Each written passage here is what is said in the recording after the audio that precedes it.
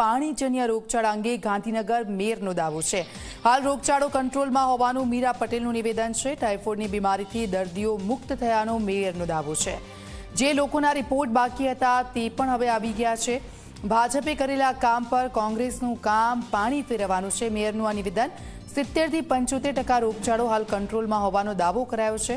મહત્વનું છે કે એક તરફ ગાંધીનગરમાં પાણીજન્ય રોગચાળો વકર્યો છે તો ટાઇફોઇડથી પીડિતા દર્દીઓ સિવિલ હોસ્પિટલમાં સારવાર હેઠળ છે અને બીજી તરફ ગાંધીનગર મહાનગરપાલિકાના મેયર, ડેપ્યુટી મેયર સહિતના સત્તાધીશો ભાવનગરમાં ક્રિકેટ રમવા માટે આવી પહોંચ્યા છે।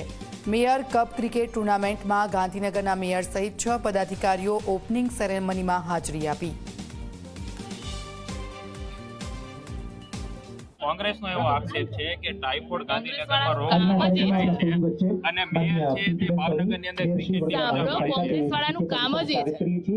રોગચાળો જે વકર્યો છે તો આપ મેયર છો તો મેયરની જવાબદારી વિશે બધું કંટ્રોલ થઈ ગયું છે। બધા દર્દીઓ બહાર નીકળી ગયા છે। એમાંથી જે લોકો જેના રિપોર્ટ આવવાના બાકી હતા એના જ વધારે રિપોર્ટ આવે છે, બાકી કોઈ વિષય છે જ નહીં।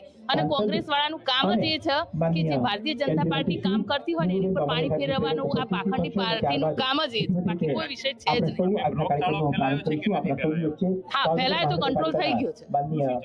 નવા કોઈ કેસ આવતા નથી। એ કારણ હજુ બહાર આવ્યું નથી।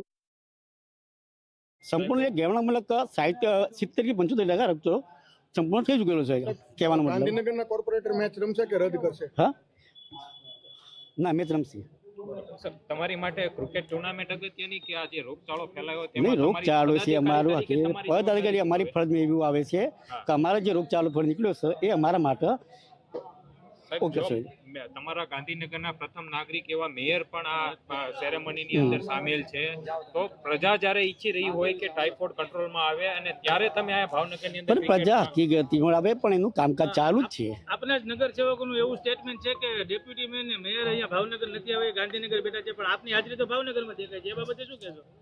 ના, ખોટું છે, કારણ કે દેખી જ આવે છે કહીએ છીએ ભાવનગર છીએ।